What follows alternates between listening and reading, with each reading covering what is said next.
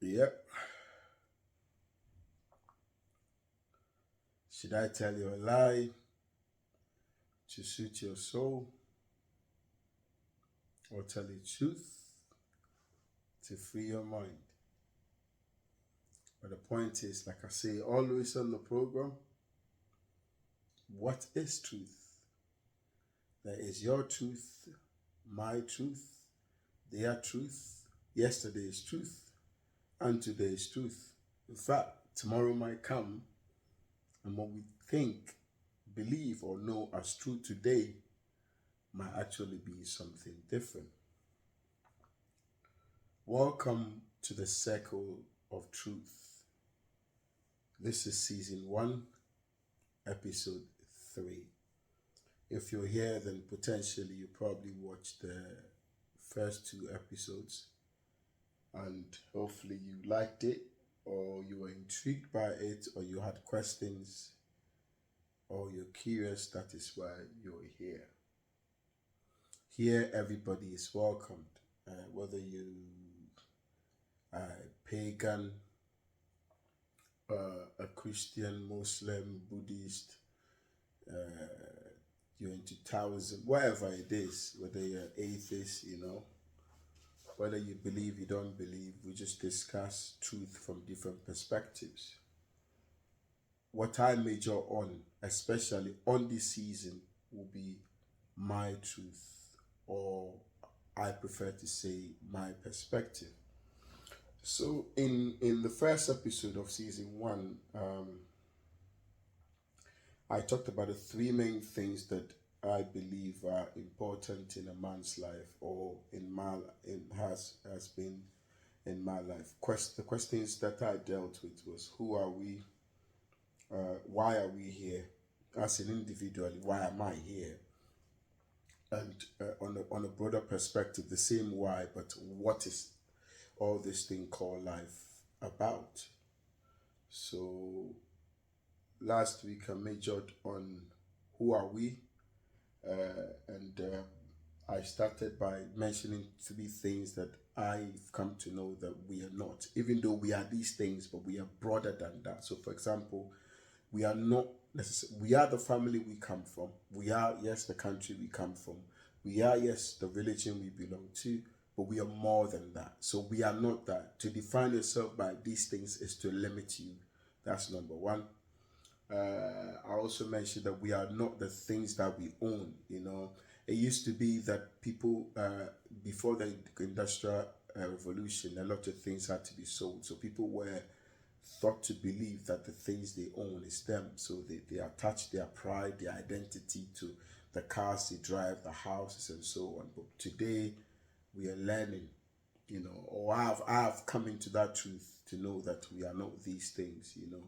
It doesn't matter whether you are naked or you're wearing Gucci or Prada or slippers or whatever. Who you are is way beyond these things. In fact, that is why we say it is yours. And then we also said the third one was, you are not your experience, you're not your yesterday, you're not your today, you're actually not even your tomorrow. And I explained that the personality we present to the world is actually a collection of three things.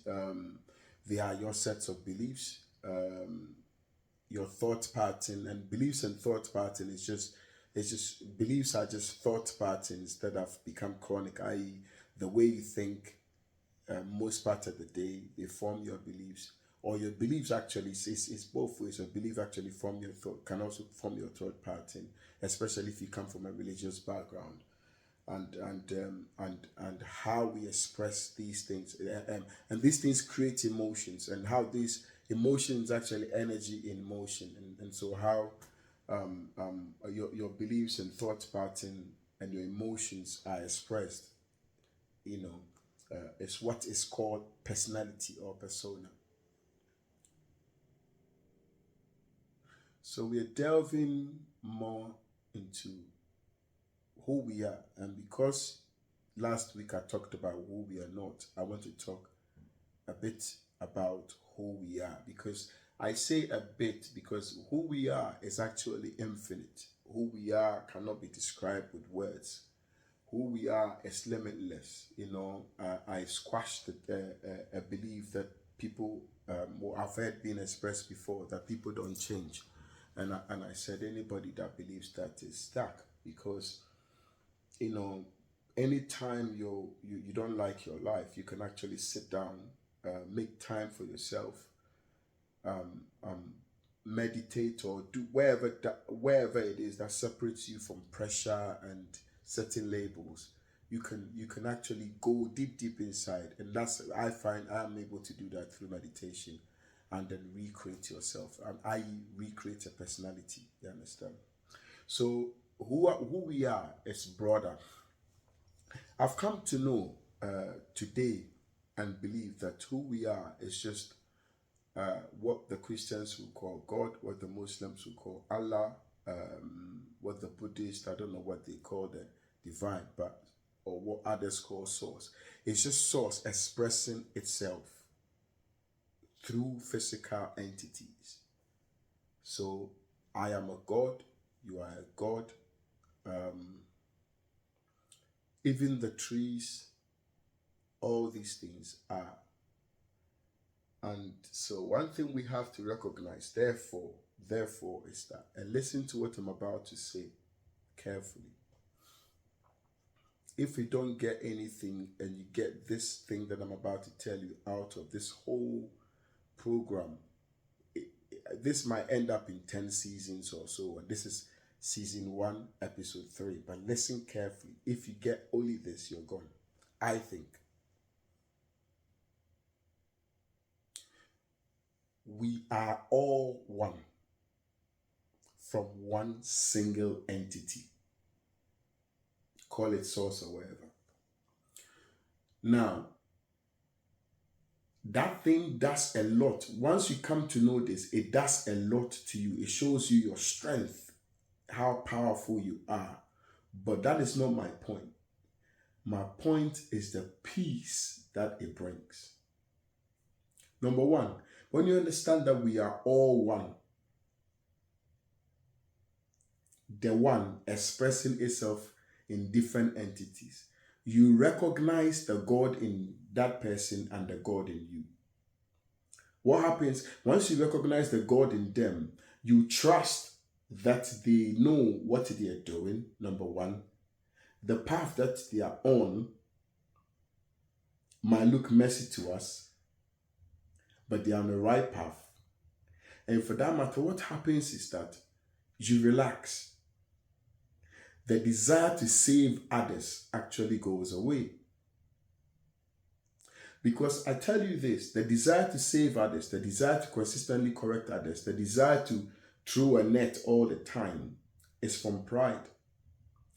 And the pride there's good pride. This pride brings a lot of weight on a man's shoulder, because we are all one deep down and we all desire love. We all actually have love for each other. Even the person presenting hate, deep down is love. It's just pain and fear that makes the love present itself as wars and but the point I'm making is this: once you recognize that deep down we are all one, or we all bleed one blood, and there's no race and that all these things or country, deep down, it brings you a certain peace, because weight takes off. Because a lot of the differences that exist among us were created as protection and also to help us organize and build. But for everything that is physical, there's the good and bad of it, the negative and positive of it. So you have to understand them fully. On one of the episodes, I was saying that there's an American kid being born today that will be thought to hate a Russian just because of the history we have. So until that American kid goes deep down into themselves to recognize the oneness that exists between him and who he's perceiving as his enemy, he first of all forsakes his peace. I've paused because it's worth thinking about. You see, the truth is Oh, yes, I stamp on this one. The truth that I believe is, I add, I believe, because I recognize that I don't know it all.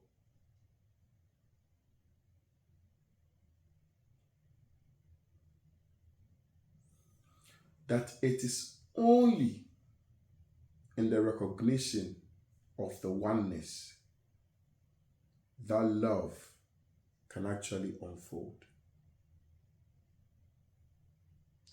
Otherwise, we will continually judge people for being different than us. We will continually protect ourselves from people who are meant to be our loved ones because of the difference. You see, intuitively, we know this. You think about this. When people criticize you a lot, you individual, you, I'm speaking now to you. When people judge you, when people criticize you continuously, the emotion you feel within begin to let you withdraw from them.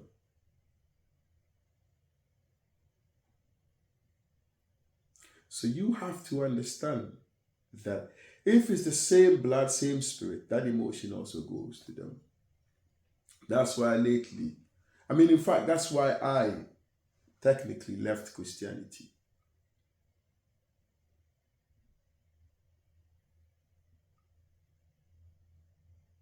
I remember when I was a Christian, I was almost on a mission, because I believe everybody else is going to hell apart from me and my group.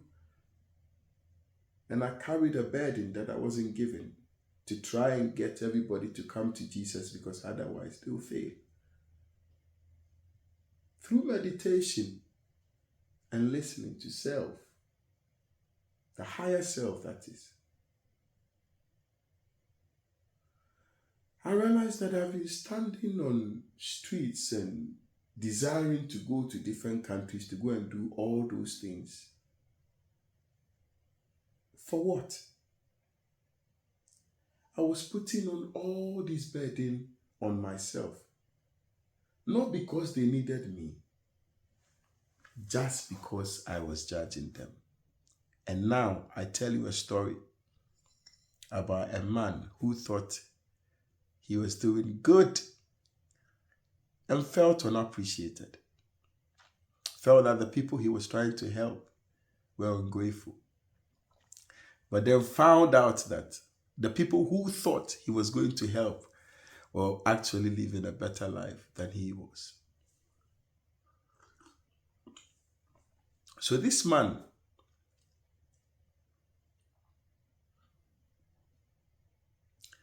went to visit a remote culture, and when he went, they were all naked. They wore tattoos. But when he went, he was really welcomed. There was love everywhere.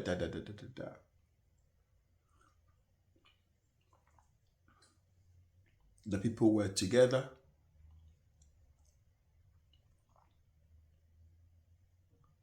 And so he thought, oh, I can hang with these people. Because of the reception they gave him when he went back home,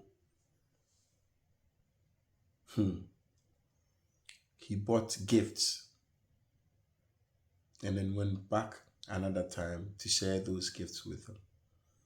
They were clothes, because where he was from, there's pride in wearing beautiful clothes. What he didn't know that where those people were, their pride in showing tattoos on their body, that you only qualify to wear them when you achieve certain things. And so they like to show their showing of their nakedness, which allowed for their ranks on their tattoos and whatever to show, was actually what they wanted. So when he went and he gave them the clothes, they thanked him, but they didn't wear the clothes and put them somewhere. He thought these people are ungrateful. These people are this. These people are that. These people are this. But in that culture, what they appreciated was him coming back. So the thank yous was for to say, we thank you for you coming back. You seeing that there's something worth coming back to. So you are all that we wanted. So while they were accepting him for who he was doing the opposite. He was hoping that they will accept him for the things, not accept him, they will appreciate him for the things he brought. A lot of the people we think are on the wrong path. A lot of the people we think need saving might actually be on a path that is better for us. But because we judge them, we are unable to see the wisdom in their path. I'll break down the story a bit more. Where the man came from, the clothes that they wear, there were designer things and stuff like that. So people were separated by class. You were wearing Louis Vuitton, Gucci, so I can't work with people wearing just any tracksuit or so on and so forth. But in that community, there wasn't that. The ranks they wore were ranks of integrity and service. So their positioning brought them together. So the one that actually needed saving or needed a gift was the one that thought he was given a gift. Most often than not, the ones that we think need saving probably have a lot more that we can learn from. Now remember, we are learning who we are. So why am I telling you all this?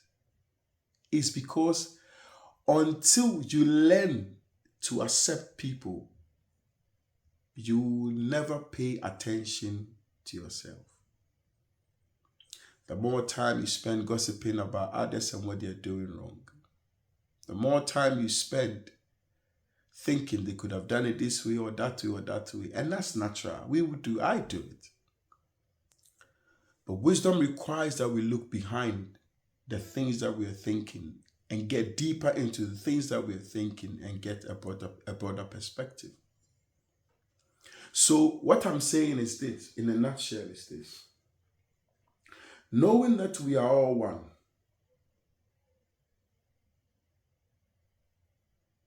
gives you rest and the opportunity to focus on yourself. Because your power doesn't live outside of yourself. Your power lives within. Your problems don't live outside of yourself. They live within. So the more you can concentrate within and work within, the more you can harness your power and then live a life that is full of joy and peace and fulfillment. And then instead of becoming a judging entity, judging everyone, you actually become light. Light in two forms. Your life becomes light, as in lighter. You are more relaxed. You are calm. There's nothing to prove. Also, you become light because you become an example. I finish by telling you this. There's nothing about you that is bad. Your anger, your whatever it is not bad. See that all that you are, your past, your now, all of it is good. Because the one who created you by design to self-fix. You are a great special entity.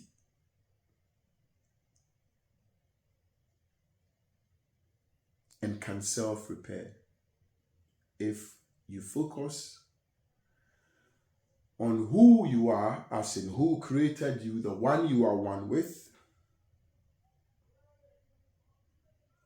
and adore him or it or her, because as you adore him or it or her, you adore yourself. And the more you adore something, the more you focus on, and the more you focus on it, the more you see the intricacies of what makes that thing what it is. And the more you understand what makes that thing what it is, that thing that you're focused on, you begin to see the beauty and the reason for its creation. And so naturally, you become amazing. Life lived this way is called life lived by inspiration. Life lived the other way is called life lived by survivor. It is me against them. But life lived this way is called we are all one. My Muslim brothers, my Christian brothers, my pagans, my atheists. There's more that unites us than divide us. And the biggest of them all is the fact that we are all one blood, in spite of our country, race, and whatever it is. You've been watching The Circle of Truth, presented by the greatest songwriter on earth, called Afo Jesus. When my mother gave birth to me, she called me Isaac Mensa. Isaac means laughter. Mensa means a third generation. Thank you for sticking around. Next week, we will continue on the topic I won't tell you now, because I don't even know, because I move by inspiration. I don't plan these things. I just come sit here happily, sip, and talk. Because I believe in moving by inspiration and not by force. Stay blessed. Enjoy your life. That's what it's for. Enjoyment. Don't worry about your worries. Your solutions lie in them. Your worries are coming to you to make you better. So relax and enjoy life. Stay peaceful, blissful, joyful, and till another time, all the best.